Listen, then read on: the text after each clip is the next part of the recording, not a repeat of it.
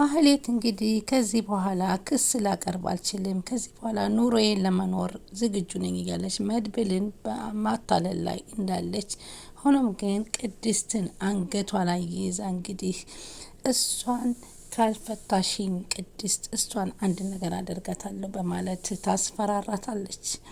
ይህንም ጊዜ ደግሞ እሷም እሺ እባክሽ እትዬ እፈታሻለሁ፣ ምንም ነገር እንድታረጊያት አልፈልግም በማለት እንግዲህ ስለታማ ነገር ይዛ መጥታ ለመፍታት ወደ ክላሷ ትሄድና ስልኳን አንስታ ወደ መድብል ትደውልና ድረስልኝ፣ ምሳሌን አንድ ነገር ልታደርግብኝ ነው ስትለው ምንም እንዳታደርጋት እዛው ሆነሽ ጊዜ አቃጥሊ በማለት ይመክራታል።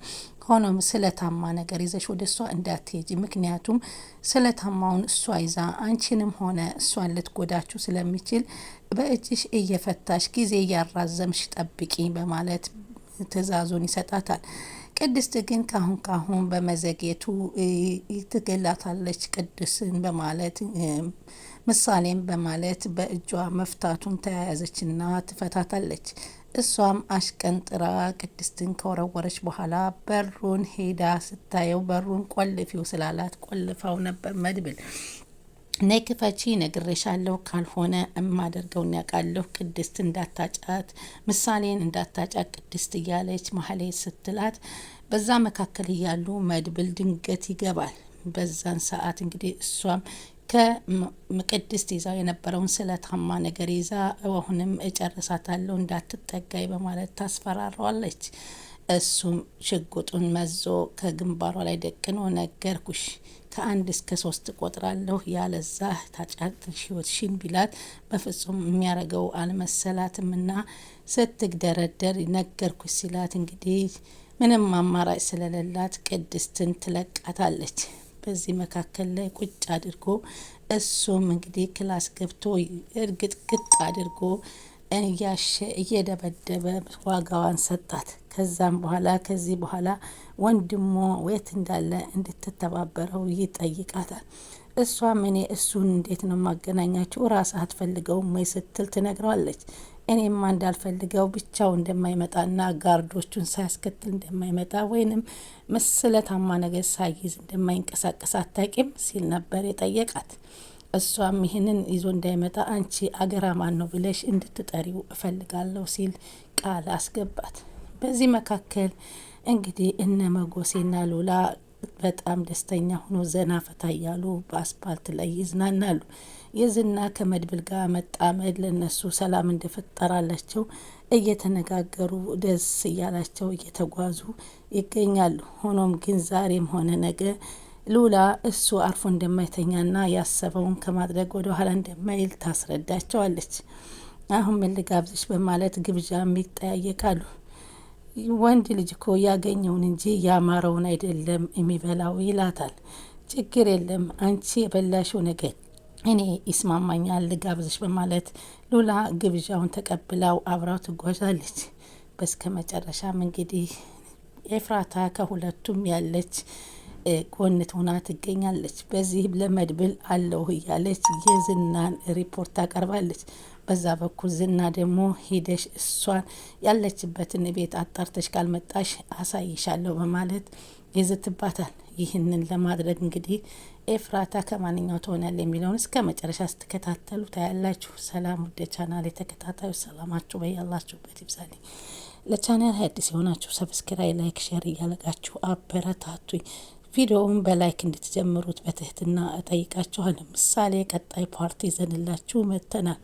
እንግዲህ በዚህ ቀጣይ ፓርት እንግዲህ ምሳሌ አሁን ከሴትየዋ ከማህሌት አምልጣለች። ማለትም ማህሌት ግን አባቷ እንደሞተ እንደማይመጣ ስትነግራት እሷ ደግሞ በፍጹም ሕክምና ካደረኩበት ሀገር ሄዷል እንጂ ይመጣል እያለች ነበር።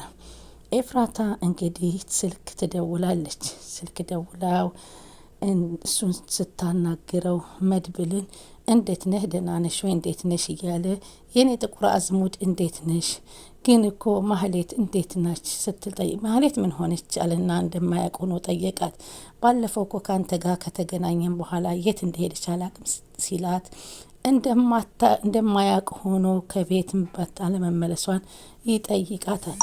ወይዘሮ ማህሌት ደግሞ ጥያቄዎች መልሺ፣ በራስሽ አራዘምሻቸው እያለ ማህሌትን ያፋጥጣታል።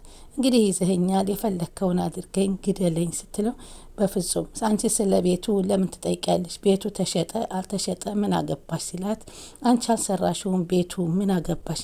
የሰራችው እኮ የምሳሌ እናት ህይወት ናት፣ አንቺ ምን አገባሽ ብሎ ጥያቄውን ማህሌት ያስቀርብላታል። እኔ እኮ ዝና ብሎኝ እንጂ እኔ አይደለሁም፣ እኔ እኮ ክሱን ትቸዋለሁ።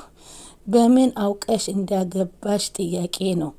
አሁን እሱ እኮ አልፏል ትለዋለች ማህሌት። ከዚህ በኋላ ክስም አልመሰረት እያለች ራሷን ታቅለሰልሳለች። ከዚህ በኋላ ራሴን ህይወት እየኖርኩ እንደምትኖር ለደንብል ትገልጽለታለች።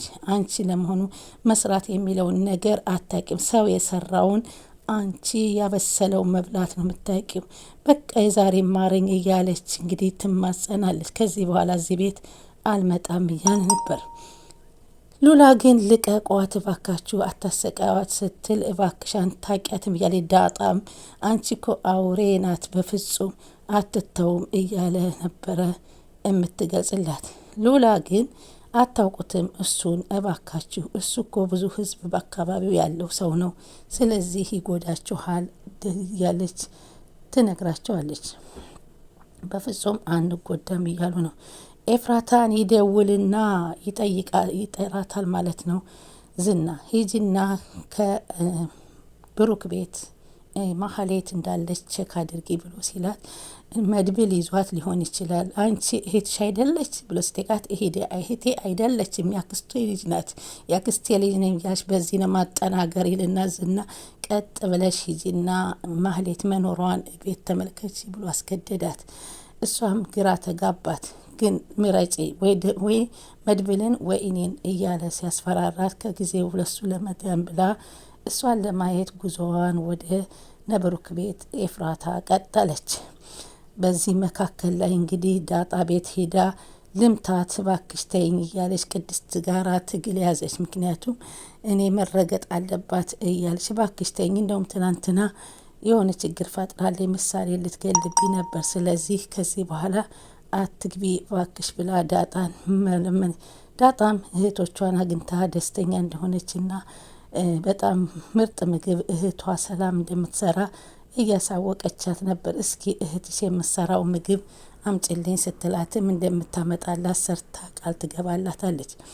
ግን አሁን መድብልና እሱ ተገናኝተው ሞገስ አሁን እሱን እየጠበቁት ይገኛሉ። አንቺ ጥሪውና እንዲመጣልን አድርጊ በማለት ማህሌትን አስገድደው ይዘዋታል። ማህሌትም ልትጠራው እንደሆነ ቃል ገብታ እነሱ መንገድ ላይ ቁመው እየተነጋገሩ ነበረ። እሱ እኮ አደጋ ነው፣ የሆነ ነገር ፖድጋርዶቹ ጋር ሊመጣብን ይችላል፣ እንዴት ነው አንተ እንደዚህ የምትለው እያለ መጎሴም እሱን ያናግረው ነበር። ቢሆንም እንግዲህ አንድ ነገር ከመጣብንም እንጋፈጠዋለን እንጂ እኔ ብሩኬ ወንድሜ ጠፍቶ እሱን ምንም እምለው ነገር የለኝም ሲል ይነግረዋል። አረ እሱ ብቻውን አይመጣም፣ ቢመጣም እሱን ከፈራህ አንተ ሂድ አለው መጎስን። እኔ እኮ አልፈራሁም ይላል መጎስ። ሁለተኛዋ አሳ በእጃችን ገባች አሉ ኤፍራታን ሲያዋት። ኤፍራታ ቀጥ ብላ ወደ ብሩኬ ቤት ስታመራ እሷን ለማያዝ ተከተሉ። እሷን ከያዝነት በኋላ እሱን ደግሞ ለመያዝ ቀላላችን ነው የሚለውን ወሰኑ። ምክንያቱም ኤፍራታ አሁን ገብታ ስለ ማህሌት አጣርታ ለዝናት ልትናገር ወስናለች። በአንድ ሳይድ ደግሞ መድብል አለው እያለች ገንዘቧን እንደምትወስድ እየተነጋገሩ ነበረ።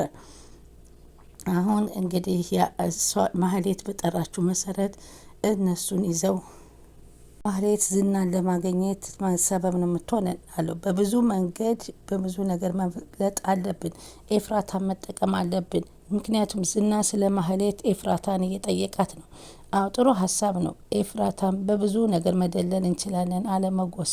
ብዙም አታስቸግረንም አለ። ወይንም ማስማማት ወይንም መያዝ አለብን እያሉ በዚህ ምክክር ላይ እያሉ ነበረ። ወይዘሮይቱ ቀጥ ብላ ወደ እነ ብሩኬ ቤት ስትሄድ አይኔ ነው ወይላ ሌላ እያለ መጎስ ሲከታተላት የነበረው። ተረጋጋ ቆይ እያለ መድብል ካረጋጋ በኋላ ቀጥ ብለው ተከትለዋ ሲሄዱ ኤፍራታ ወደ እነ ብሩክ ቤት ሄዳ ለዝና አስታውሳ ልትናገር ሁሉን ነገር የተዘጋጀ ግን እኮ ከጀርባዋ ዝና ስለሚኖር ቆይ ተረጋጋ ሲለው ከፈራህ መጎስ ሄድ እያለ ይለምነዋል። ሁለተኛው አሳ እንዳለው ተናገረ። እሷንም እጅ ከፍንጅ ቤቷ ላይ ገብታ ስትል ምን ልታደርጊ እዚህ መጣሽ? ለእኛም ለነሱም ተልኳለሽ ማለት ነው ሲል ኤፍራታን ከጀርባዋ እንግዲህ መድብል ማጅራቷን አንቆ ያዛት ማለት ነው። በዚህ ምክንያት እንግዲህ አሁን እዚህ ላይ የሁለቱም አጋር ሆና እንደምትጎዳ ኤፍራታን ይዘዋታል ማለት ነው። ማህሌትም ደግሞ እሱን ጠቁማ ጠርታላቸው ዝናን ለመያዝ ቀላል ዘዴ እየተጠቀሙባት እንደሆነ አይተናል። ውድ የቻናል የተከታታዮች ቀጣይ ምን ይፈጠራል የሚለውን አብረን እናያለን። ስለምትከታተሉን ከልብ አመሰግናለሁኝ። ላይክ ሼር እያደረጋችሁ አበረታቱኝ። ምሳሌ ቀጣይ ፓርት ላይ እስከምንገናኝ የዛሬውን ከወዲሁ ተሰናበትኳችሁ።